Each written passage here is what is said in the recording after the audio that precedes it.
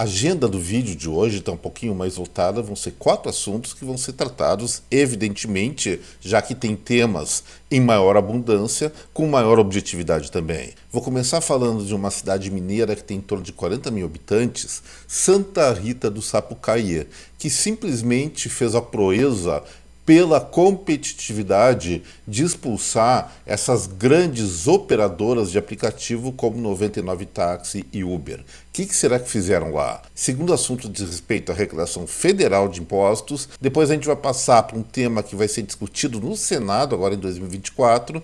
Trata-se da jornada de trabalho para os brasileiros de 4 dias por semana. Vamos ver se isso é viável ou não. E finalmente eu vou fazer uma rápida menção ao presidente da República, Luiz Inácio da Silva, que numa manifestação hoje falou que o fora de curva está correto, pelo menos sobre algum aspecto. Vamos ver o que é. Meu nome é Eduardo Starosta e esse é o canal Fora de Curva. Começando o nosso papo de hoje, eu já adiantei na introdução que vamos falar sobre Santa Rita do Sapucaí, uma cidade mineira de um pouco mais de 40 mil habitantes, que tem uma peculiaridade, apesar desse tamanho, não vou dizer pequeno, mas médio, um pouco fora dos padrões dos centros brasileiros de referência. Mas Santa Rita do Sapucaí se notabiliza há várias décadas por ser um dos principais polos de geração tecnológica do Brasil. E aí o que parece, essa atração pelo moderno, pela informática, pela inovação,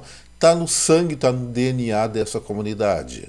Lá, como em vários municípios do Brasil, predominava, ou era um duopólio praticamente, sobre aplicativos de transporte de pessoas, o Uber ou 99 Táxi. E os profissionais liberais que usavam seus carros para transportar pessoas através desses apps, um dia, não sei se individualmente ou em grupo, se encheram o saco e resolveram fazer o quê? Não criar uma greve, não ir para o Ministério do Trabalho e pedir vínculo empregatício, mas sabiamente criar seus próprios aplicativos.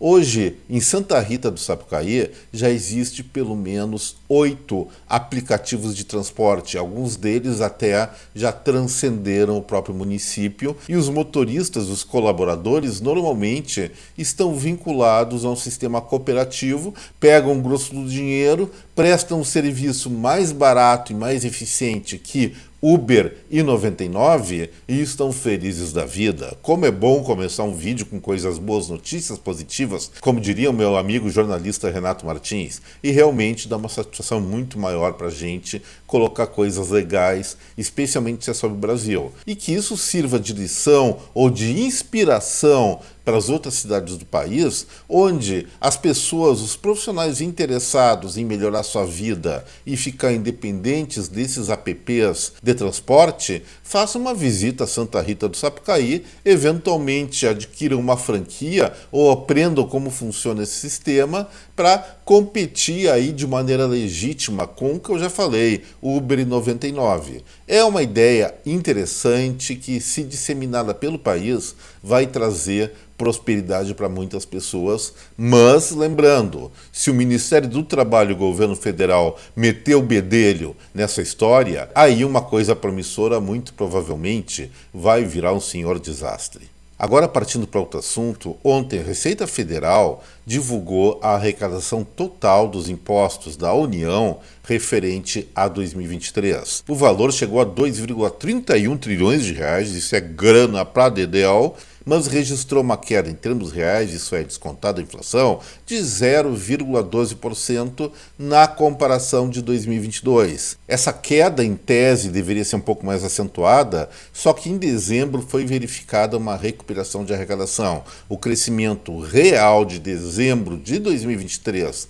frente a dezembro de 2022 chegou a um pouco mais de 5%. O que será que aconteceu com o Brasil nesse período? Bom, já comentei com vocês em algumas edições anteriores que a arrecadação ela sempre ocorre um mês depois do fato gerador do imposto. Em média, muitas vezes não chega a isso, mas vamos considerar essa média. Então, pelo jeito, o movimento econômico de novembro foi melhor do que as expectativas. Eu não diria isso de maneira tão segura assim. O que aconteceu entre novembro e dezembro foi exatamente a chegada de receitas extraordinárias que não fazem parte do acompanhamento do dia a dia da economia.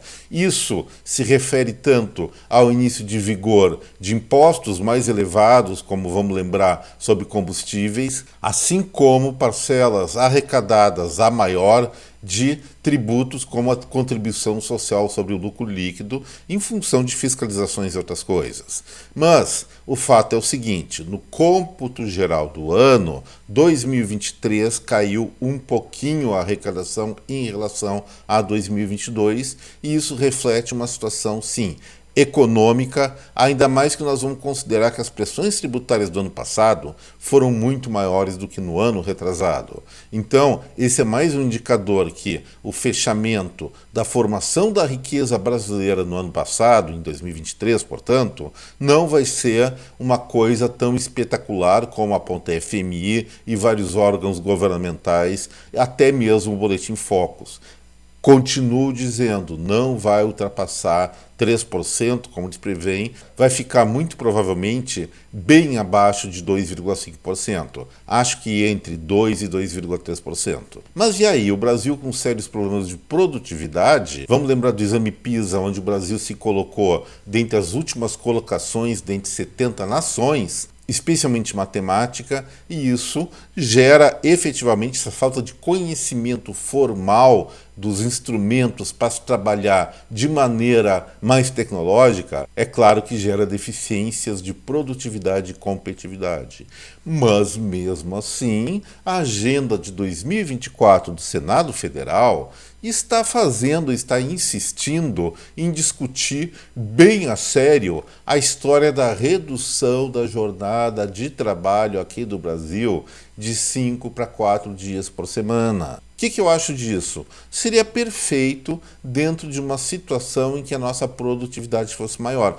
E colocando ainda mais, é redução da jornada de trabalho sem redução de salários. Será que isso vai pegar mesmo? Os defensores dessa ideia usam do argumento que foi feito um teste no Reino Unido, aplicado em 61 empresas no decorrer de 2022, quando 92% dessas empresas que reduziram naquele ano experimentalmente a jornada de trabalho continuaram com essa dinâmica no período seguinte, dizendo que aumentou a produtividade ou não prejudicou. Bom, é 62 empresas, tem que ver quais são essas empresas, isso não está muito claro. Espanha, segundo eles, França, Portugal e Japão também estão discutindo o tema. Eu diria o seguinte, gente, olha só a situação.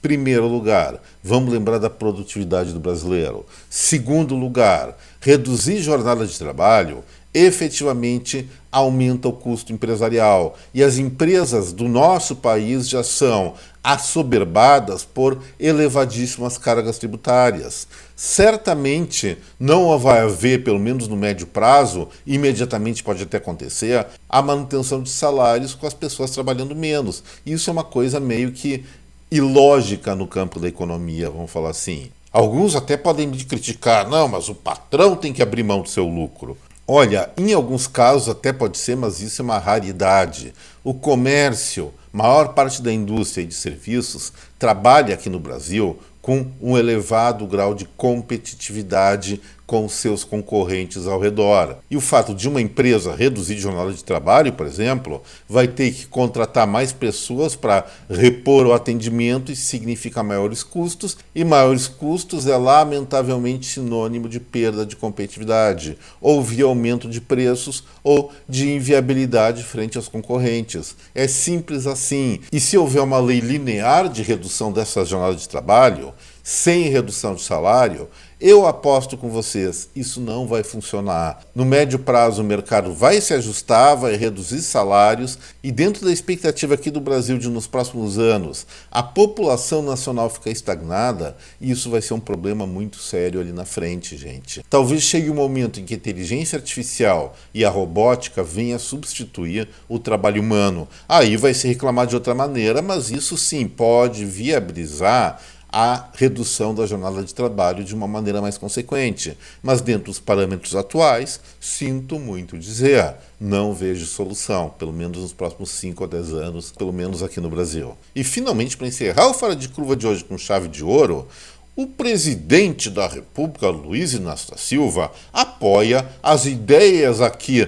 do canal feito por mim, Eduardo Starosta, e pelo Cachorrão Starosta, tem que dar crédito ao meu diretor de imagem lá atrás, quanto às críticas que eu fiz em relação à política industrial. Ele concorda comigo, mas antes de adentrarmos a esse assunto, eu solicito que cada um de vocês lembre de deixar o like, o compartilhamento, e as pessoas que estão assistindo Fora de Curva pela primeira vez, eu faço convite para inscrição no canal. Segundo algumas pessoas que acompanharam lá no evento, o lançamento dessa política industrial, o presidente da República criticou porque a nova política industrial não continha pontos concretos e não estipulava prazo para cumprimento das metas. Bom, eu sei que pelo documento há uma previsão de aportes da ordem de 300 bilhões de reais até 2026, especialmente vindos do BNDES. Mas ele tem razão e nós apontamos isso aqui, que os postulados expressos no documento defendidos pelo vice-presidente Geraldo Alckmin e outros ministros, porque ele também é ministro da Indústria e Comércio, não tinham realmente um foco determinado. Tinham princípios até interessantes, mas não eram práticos, não estipulavam resultados tangíveis. E nesse ponto eu sou forçado a concordar com o presidente da República. Gente, o que nós tínhamos para falar hoje era isso. Espero que vocês tenham gostado do vídeo e vou repetir a minha tradicional vinheta. Se gostaram, não esqueçam do like, do compartilhamento, da inscrição no canal. Um forte abraço a cada um de vocês, deixo aqui meu até breve. Tchau, pessoal!